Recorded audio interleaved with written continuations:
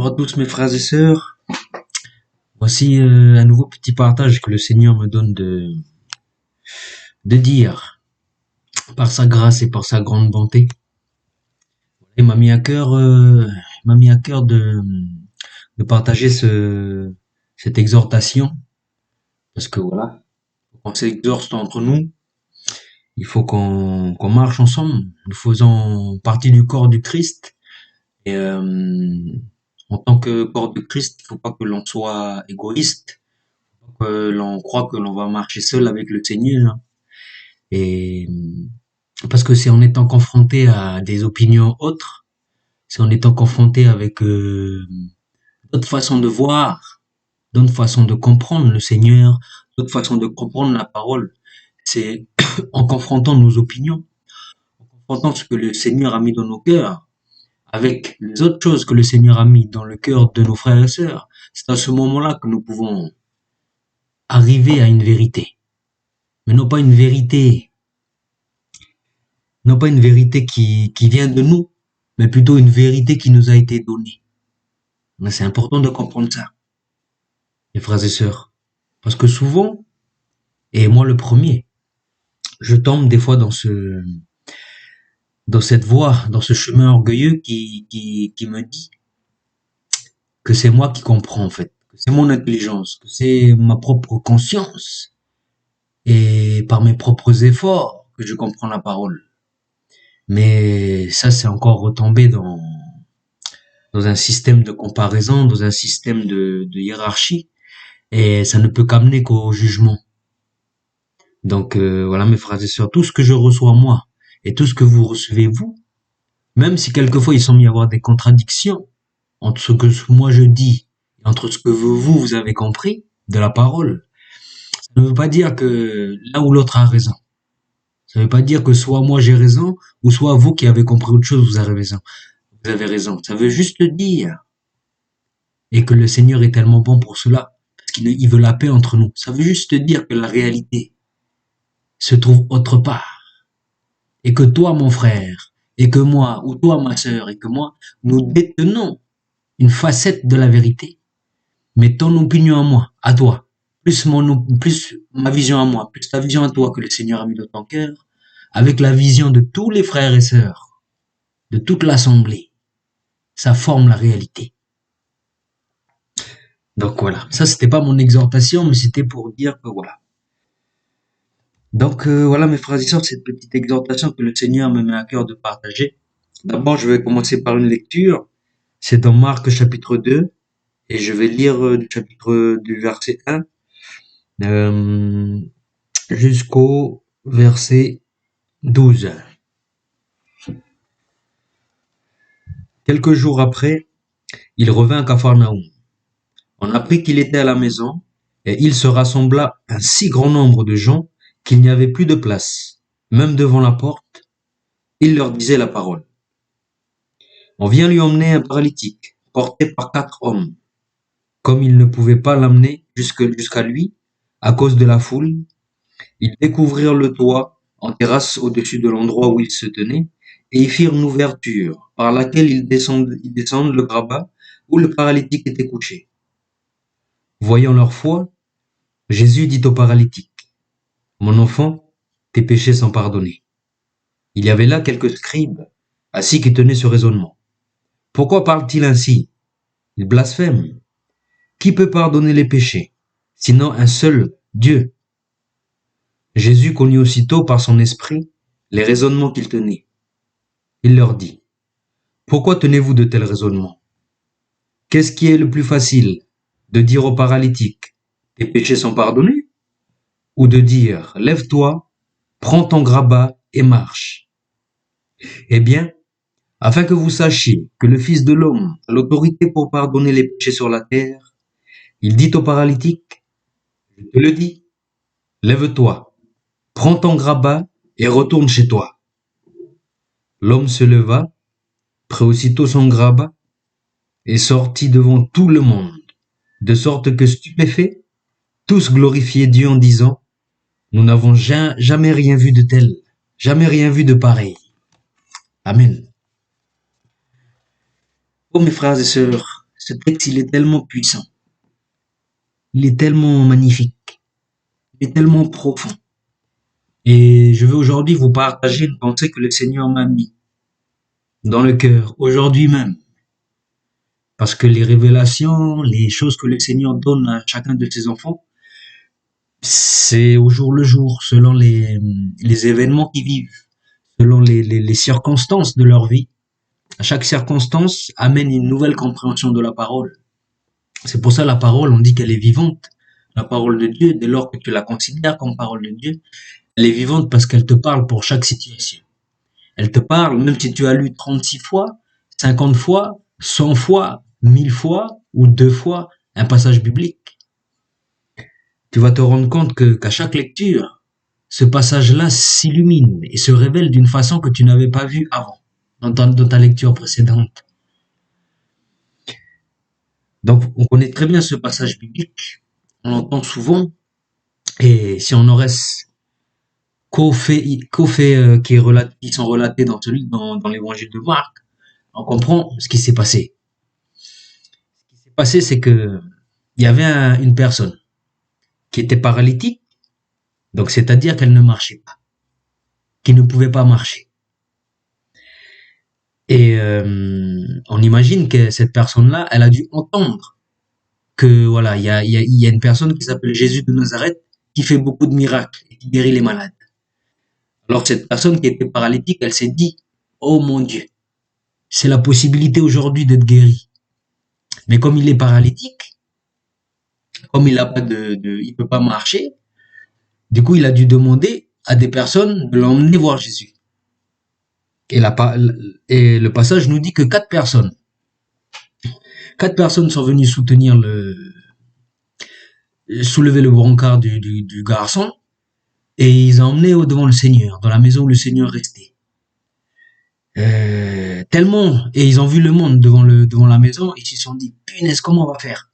Comment on va faire pour que le frère qui est sur le brancard, sur le grabat, il va être guéri? On peut plus passer, on peut même pas atteindre Jésus, on peut même pas lui parler.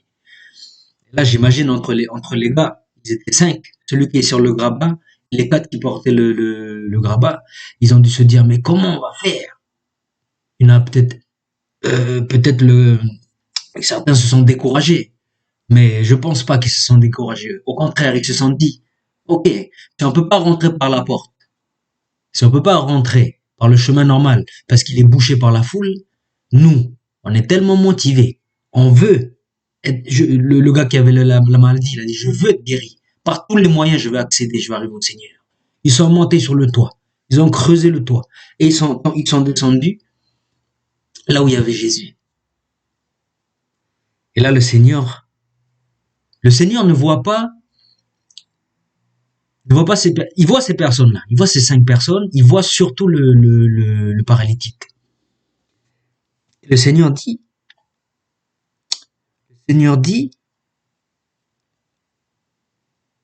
la parole nous dit, voyant leur foi, Jésus dit au paralytique. Donc, Jésus voit ces personnes, mais Jésus voit leur foi. Il ne voit pas juste des visages. Il ne voit pas juste des maladies. Au-delà de tout ça, le Seigneur voit la foi de la personne. Et qu'est-ce qu'il dit? Tes péchés te sont pardonnés. Vous connaissez l'histoire, on vient de la lire. Les pharisiens parlent entre eux, parce qu'il y avait des pharisiens dans la foule. Ils se sont dit, mais qu'est-ce qu'il raconte, lui? Il n'y a que Dieu qui peut pardonner les péchés. Cette personne-là, il blasphème. Là, Jésus dit quelque chose de très énigmatique. Et c'est ça que le Seigneur m'a révélé aujourd'hui. Très énigmatique. Il dit, pourquoi tenez-vous de tels raisonnements? Qu'est-ce qui est le plus facile? De dire au paralytique, tes péchés sont pardonnés? Ou de dire, lève-toi, prends ton grabat et marche? Et voilà, on connaît la suite. Et là, le Seigneur, il dit, tout à l'heure, le Seigneur a dit, tes péchés te sont pardonnés. Maintenant, le Seigneur, il dit au paralytique, prends ton grabat et marche. Et là, on connaît la suite. Le gars, il est guéri et il rentre chez lui. Amen, alléluia, tout le monde glorifie le Seigneur. Maintenant, il faut regarder la profondeur de ce passage qui parle à chacun d'entre nous, qui doit nous interpeller à chacun d'entre nous, mes frères et sœurs. Parce que comme nous le savons si bien, nous sommes pécheurs. Et personne au monde ne pourra nous prouver le contraire. Nous sommes tous pécheurs. Et à chaque jour suffit sa peine. À chaque jour, on a notre niveau de péché. On commet notre niveau de péché, volontairement ou involontairement. Mais nous sommes toujours pécheurs. La grâce du Seigneur, ce n'est pas une grâce que l'on reçoit une fois pour toutes, le moment du baptême. La grâce du Seigneur, c'est une grâce qui doit être reçue à chaque instant. La grâce du Seigneur, c'est une grâce qui doit être saisie à chaque moment de notre vie, que ce soit dans les bons moments ou aussi les mauvais moments. La grâce du Seigneur est une grâce éternelle, dans le sens où elle n'est pas confinée à un temps. C'est pas parce que ce jour-ci tu t'es fait baptiser, tu as reçu la grâce, que les autres jours, les autres jours, tu n'as pas à la saisir. Autant qu'elle n'est pas temporelle, la grâce échappe au temps. Je sais pas comment vous l'expliquer. Ça veut dire qu'à chaque jour, elle se présente à nous. Constamment, elle se présente à nous. Donc c'est à nous à chaque jour de la saisir. Parce que comme vous l'avez remarqué, et j'espère que vous l'avez remarqué, mes frères et sœurs, nous sommes pécheurs. Le Seigneur dans sa bonté, le Seigneur dans son amour pour nous, notre Créateur, il a emmené Jésus-Christ, sa parole qui est faite chair, pour subir le châtiment qui méritait nos actes de péché. Notre Seigneur nous a transféré sa justice et nous lui avons donné nos péchés. Il ne faut pas se tromper. C'est à cause de nos péchés que le Seigneur est mort. En d'autres termes, c'est nous-mêmes, c'est nous qui avons tué le Seigneur à la croix. D'une façon symbolique. C'est pour ça, c'est à nous de voir. Il faut que l'on voit que c'est nous qui étons à la croix. C'est pas le Seigneur. C'est le Seigneur, mais c'est nous. C'est nos péchés que nous avons cloués à la croix. C'est très important, mes frères et sœurs, de comprendre cela.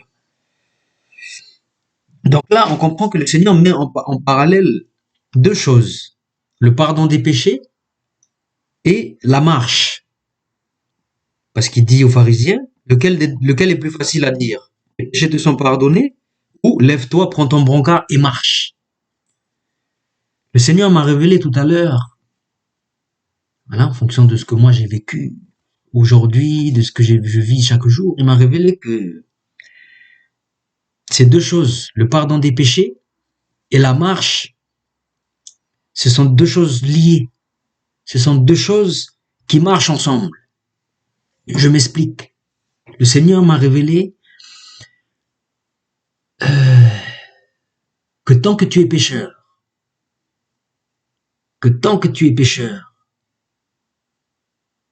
et que tu n'as pas reçu le pardon, tu ne sais pas marcher. En d'autres termes, tant que tu es pécheur et que tu n'as pas reçu le pardon, tu te diriges dans toutes les directions sans jamais atteindre le vrai chemin de la vérité. Tu es perdu, tu ne sais pas marcher. Tout comme ce paralytique qui ne savait pas où aller. Ce paralytique qui ne savait même pas marcher, qui stagnait, qui restait sur place et qui était obligé de se faire porter par des gens. Donc les gens, ils pouvaient faire ce qu'ils voulaient de lui.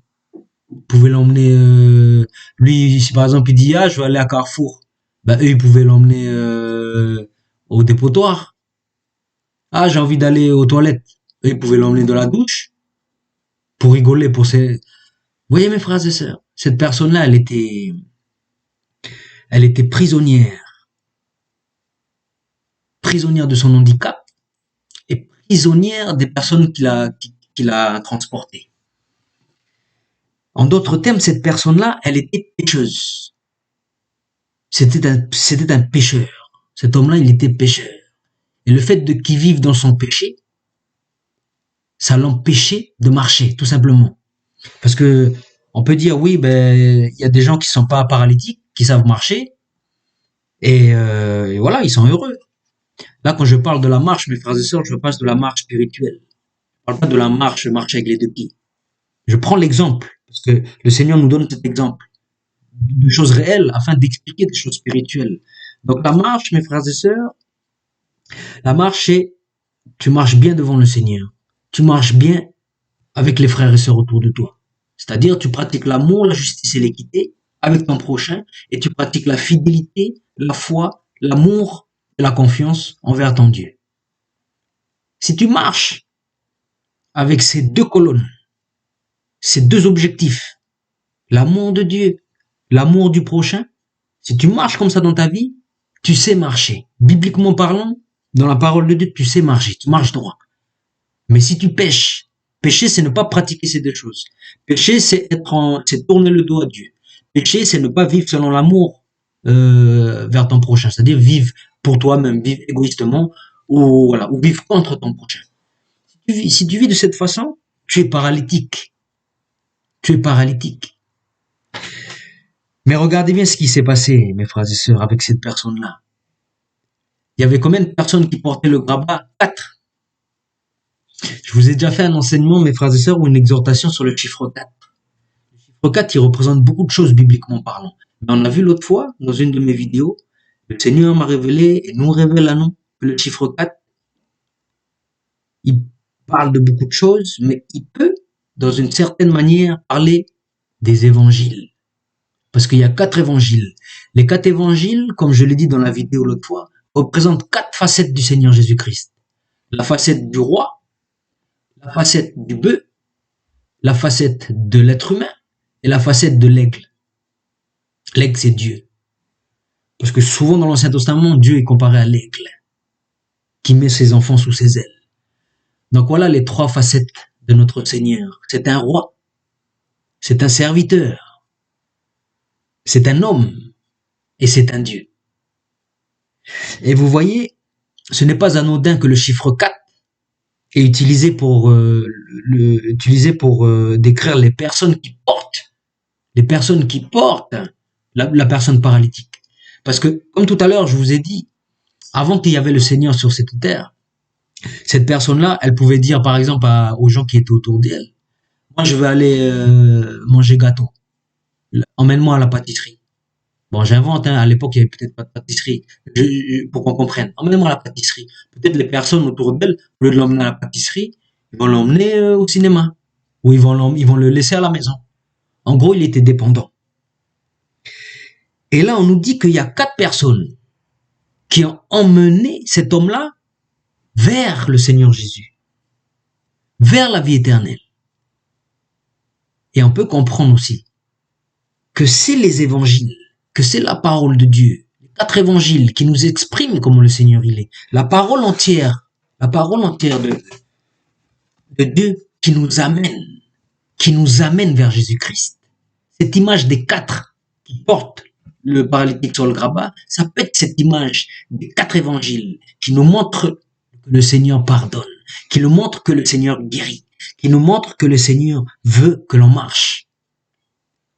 Et une fois que ces 4 personnes ont emmené cet homme devant le Seigneur, en d'autres termes, une fois que nous, pécheurs, qui sommes paralytiques, on se laisse guider, on se laisse emmener par l'évangile, l'évangile qui se manifeste sous 4 formes, on se laisse guider, on se laisse convaincre, on se laisse emmener vers le Seigneur. Alors on va rencontrer le Seigneur, mes frères et sœurs. On va rencontrer ce Seigneur. Et ce Seigneur va nous dire ce qu'il a dit aux paralytiques. D'abord, il va nous dire, tes péchés te sont pardonnés. Et ensuite, il va nous dire, lève-toi et marche. En d'autres termes, il n'y a que lorsque nos péchés sont pardonnés que nous pouvons réellement marcher avec le Seigneur et pour notre projet. Voilà ce que le Seigneur m'a révélé. Mais en d'autres termes, pour mieux comprendre ce que je dis, vous voyez par exemple, mes frères et sœurs, comment quand on cause un tort à quelqu'un, soit parce que voilà, on a un problème avec lui, du coup on a mal réagi, on lui a mal parlé, on s'est mal comporté avec lui. Du coup, on a cette culpabilité parce que voilà, cette personne-là elle est triste, cette personne-là on l'a fait du mal, que ce soit par des insultes, que ce soit par des actes, des gestes, ou peut-être juste tout simplement par un comportement qui a blessé la personne en face. On se sent coupable. Ce coupable-là, ce sentiment de culpabilité, c'est la conséquence de notre péché qu'on a commis envers ce frère-là. Mais je vous dis que tant que ce frère-là, qui est en face de nous, que nous avons fait du mal, tant qu'il nous pardonne pas, nous ne pouvons pas marcher droit avec lui. Nous ne pouvons pas, c'est-à-dire, à chaque fois qu'on va le voir, on va penser à notre erreur, du coup on va pas se comporter librement avec lui. On va se comporter d'une manière plus coupable, soit on va s'abaisser, ou sinon on va être rempli d'orgueil, on va s'énerver, on va dire oui, ben voilà, j'ai péché, puis c'est bon quoi. Et puis on va s'énerver. Mais on ne saura pas marcher avec ce frère-là. Il y a que quand ce frère-là va nous dire, je te pardonne. Vraiment, voilà, tu as fait une erreur. Ne recommence plus parce que ça m'a fait du mal. Mais moi, je te pardonne, mon frère. On recommence tout. On tourne la page. Il n'y a que dans ces conditions-là que tu sais marcher, que tu seras pleinement libre avec ce frère-là. Pleinement libre et tellement libre que tu ne pécheras plus à l'égard de ce frère-là parce que il t'a libéré des chaînes du péché, des chaînes de la culpabilité. Donc vous voyez très bien que le pardon des péchés, il est lié à la marche. Pour ça, le Seigneur, dans ce passage, il met en parallèle la marche, le paralytique qui marche et le pécheur pardonné. Parce qu'il n'y a qu'un pécheur pardonné qui sera capable de marcher. Voilà ce que le Seigneur m'a dévoilé aujourd'hui. C'est une exhortation. Une exhortation pourquoi? Parce que il peut nous arriver, et puis moi-même je fais partie de ce cas-là, de tomber. Il peut nous arriver de chuter. Il peut nous arriver, et cela même nous arrive. Cela même nous arrive. La marche est longue avec le Seigneur, mais lorsqu'on chute, cette exhortation, c'est de dire, comporte-toi comme ce paralytique. Lorsque tu chutes, considère-toi à nouveau comme paralytique. Considère-toi à nouveau comme paralytique et considère-toi à nouveau comme ayant besoin de te faire porter par les 4 évangiles. Les 4 évangiles, c'est l'évangile, en fait, qui se manifeste en 4 évangiles. Et l'évangile, c'est quoi? C'est Jésus-Christ, qui a fait à la croix. Donc, quand tu redeviens paralytique, tu pêches, tu culpabilises devant le Seigneur, demande-lui pardon. Parce que le chemin pour aller vers le Seigneur, c'est le chemin de la repentance. Repends-toi, confesse tes péchés devant le Seigneur. Montre-lui là où tu as chuté. Demande-lui pardon sincèrement du cœur. Laisse-toi entraîner par l'évangile qui va te guider vers Jésus-Christ. Et arrivé devant Jésus-Christ, la seule parole de Jésus-Christ, quand tu regardes bien l'évangile, c'est ta foi t'a sauvé.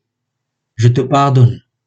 Ta main est purifiée. Je te purifie. Lève-toi, marche. Tes péchés sont pardonnés. Voilà la parole du Seigneur. Ce bon Seigneur, notre bon Dieu, notre bon roi. Donc quand les 4 évangiles ou quand l'évangile va te porter, toi qui es sur le grabat, toi qui as péché, toi qui culpabilise, du coup tu es sur le grabat, tu es paralytique, tu sais plus marcher, retourne vers le Seigneur. Et il te dira, ta foi t'a sauvé. Ta foi t'a sauvé, tes péchés t'ont pardonné. Il n'y a qu'à ce moment-là que tu vas être libéré des chaînes, que tu vas être libéré. Donc mon frère, ma sœur, cette exhortation, c'est pour dire, on chute tous. On chute tous, il n'y a pas de question de comparaison. On est tous des pécheurs. Mais le Seigneur nous transfère tous sa justice. À tous. À moi, à toi qui écoutes cette vidéo, à tous. Il nous aime tant. Mais ce que nous, on a à faire, parce que ce transfert-là, il nous donne sa justice, on lui donne ses péchés. Et ses péchés, il les cloue à la croix. C'est-à-dire qu'il efface l'acte qui nous condamne. Ce transfert, mes frères et sœurs, se fait vers l'initiative. C'est à toi de prendre l'initiative. C'est à toi de prendre l'initiative. C'est à toi de. Faut pas avoir peur d'aller vers le Seigneur. Faut pas avoir peur de lui demander pardon. Faut pas avoir peur. Faut pas que tu te dises trop de fois je suis tombé sur ce chemin-là. Trop de fois j'ai trébuché sur cette pierre. Trop de fois je ne suis plus digne. Faut pas t'arrêter là. Ça c'est le cas où tu deviens paralytique. Tu tombes, tac, t'es désemparé, tu sais plus où aller. Tu dis Seigneur, je te demande pardon. Seigneur, je ne suis pas digne de recevoir ta grâce. Ça c'est l'étape. Il ne faut pas s'arrêter à l'étape de paralytique. Il faut aller à l'étape où tu te fais porter par l'évangile et tu vas vers le Seigneur. Parce que le Seigneur, il veut te renouveler chaque jour. Il veut te renouveler chaque jour. Donc voilà cette parole qui est très magnifique à travers cette histoire du paralytique. Nous sommes tous des paralytiques. Ne soyons pas orgueilleux de dire moi je marche. Ne soyons pas orgueilleux de dire moi je vois. Ne soyons pas orgueilleux et de dire moi je connais tout, moi je comprends. Mes frères et sœurs, nous sommes tous paralytiques. Nous sommes tous aveugles. Nous sommes tous muets. On ne sait pas parler. On ne sait pas utiliser notre parole.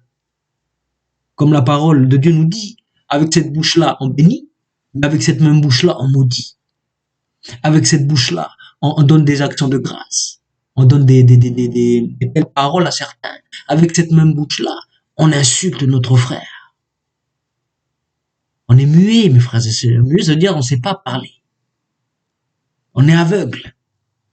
Un jour, on marche droit avec le Seigneur. Un autre jour, on marche dans les ténèbres.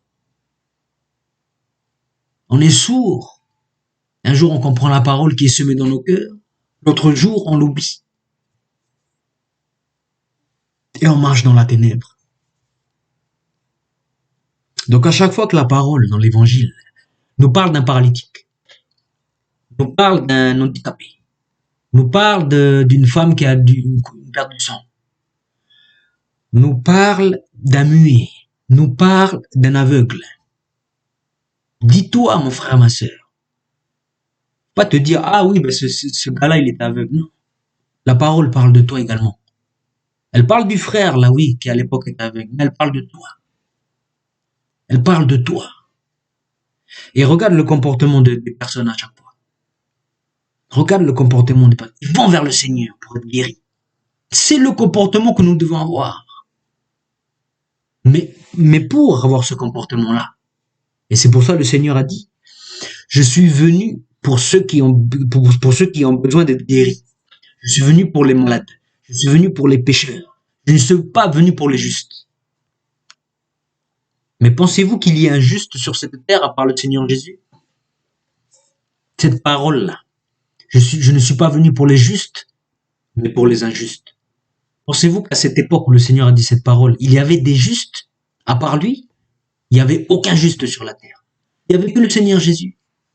En d'autres termes, quand le Seigneur dit « Je suis venu pour les injustes et non pas pour les justes », le Seigneur est en train de dire « Je ne suis pas venu pour moi-même. Je suis pas venu sur terre, moi, le juste, pour faire montrer chez moi le vrai. Je suis venu pour vous, les êtres humains. Tout le monde est injuste. Vous, les êtres humains. Je suis venu pour vous. » Mais cette parole doit résonner dans nos cœurs. Et on doit se dire « Ah bon, je suis pas juste, moi ?» Et on doit se remettre en question.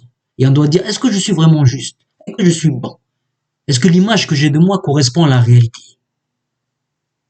Et le constat sera lourd, mes frères et sœurs, parce que la réponse est non. Tu n'es pas juste, tu es injuste. Mais c'est une bonne nouvelle, parce que le Seigneur est venu pour les injustes. Donc toi qui es aveugle, considère-toi comme aveugle. Toi qui es muet, considère-toi comme muet. Toi qui es sourd, considère-toi comme sourd. Toi qui es paralytique, considère-toi comme paralytique. Et à ce moment-là, et moi-même je suis muet, paralytique, muet, sourd. Moi-même je me considère comme cela. Mais une fois que je me considère comme cela, je sais qu'il y a une solution, c'est le Seigneur Jésus. Donc cette exhortation aujourd'hui, je vais terminer avec ça. C'est pour toi mon frère, c'est pour toi ma sœur, qui marche mais qui tombe. Qui marche mais qui tombe. Mais je te dis, ne t'inquiète pas. Moi pareil, je fais la même chose. Je marche, je tombe, je marche, je tombe. Il y a un moment donné, ça va s'améliorer. Mais on marche, on tombe, on marche, on tombe. Tant qu'on a ce corps corruptible-là, on sera toujours tenté, on sera toujours écrasé vers la corruptibilité. Le Seigneur nous apprend à marcher, afin de chasser toutes les mauvaises pensées, mais en chute. Et quand tu chutes, considère-toi comme paralytique. Laisse-toi guider par l'évangile, par les 4 évangiles, par l'évangile du Seigneur, qui va t'emmener vers Jésus-Christ. Voilà ce petit enseignement. J'espère qu'il touchera vraiment et qu'il permettra, Seigneur, je prie pour que le message que tu m'as donné de partager puisse toucher des cœurs et puisse réconforter des cœurs et surtout puisse permettre de changer des cœurs afin que la personne qui entend ces paroles puisse porter des fruits pour ta gloire et pour ton honneur, Seigneur. Je remets cette prière dans le nom de Jésus-Christ. Yoshua HaMashiach. Amen. Soyez grandement bénis. Dans le nom de Jésus-Christ.